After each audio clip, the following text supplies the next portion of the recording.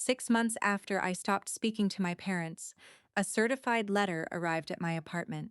I almost threw it away, not because I was afraid of what it contained, because I was tired of anything with my family's name on it making my body tense, before I even knew why. 6 months earlier, I had told my mother I was going no contact.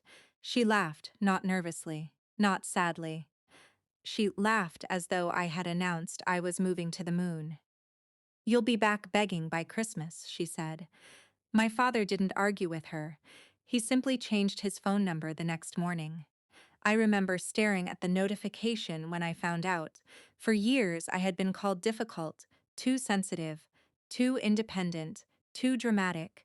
Whenever I disagreed with them, there was always a word waiting for me: difficult. Eventually, I started wondering if they were right. Maybe I was difficult. Maybe peace really did require me to apologize first. So when I finally said I was done, I expected something inside me to collapse. It didn't. The first few weeks were uncomfortable.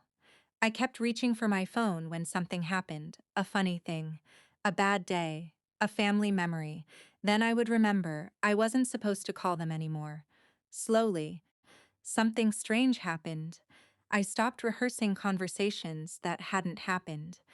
I stopped explaining decisions to people who had already decided I was wrong. I began making coffee without wondering whether someone would complain about how I made it.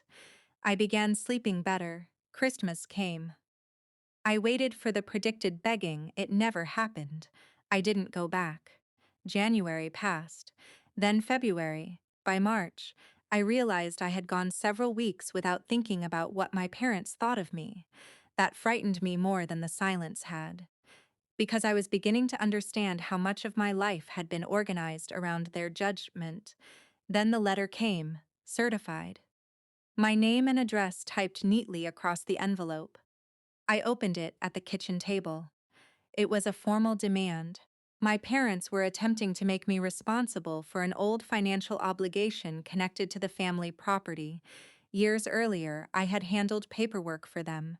That had been my role. When something went wrong, they called me. When something needed signing, they called me. When a bill was confusing, they called me. When I objected to being treated like the family's unpaid administrator, I became difficult. Now they wanted my signature on documents transferring responsibility for a debt they had accumulated themselves. At the bottom was a deadline. I read the letter twice. My first instinct was the old one: explain, defend, prov. Then I noticed something. I was sitting alone in my apartment, holding a letter from two people who had spent 20 years telling me I couldn't manage my own life. And I was considering managing theirs again. I laughed, actually laughed. It startled me. I put the letter down. The next morning, I took it to a professional who dealt with these matters. He read everything carefully. Then he looked at me. "You're not obligated to sign this." I waited for the second sentence. There wasn't one. No hidden condition. No disaster. No consequence waiting around the corner. Just a simple fact.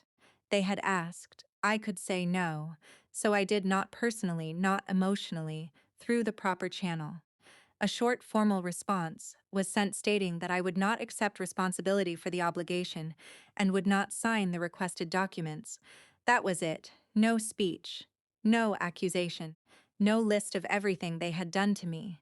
For once, I didn't need to win an argument. I only needed to stop participating in it. A few days later, another envelope arrived. This one wasn't certified. It was from my mother. There were only 3 lines. She said they had expected me to come around. She said I was making things unnecessarily difficult, and she asked why I had to take everything so seriously. I read it once, then I folded it and put it away. I didn't answer, not because I was angry. That was the part I hadn't expected. I wasn't angry anymore. I was simply unavailable. My mother had been right about one thing. I did come back, just not to them. I came back to myself. And 6 months after, she laughed and predicted I would return begging by Christmas. I understood why the letter had made me laugh. It wasn't revenge, it was recognition. They still thought I was difficult because I had finally stopped being useful. And for the first time in my life, I didn't need them to understand the difference.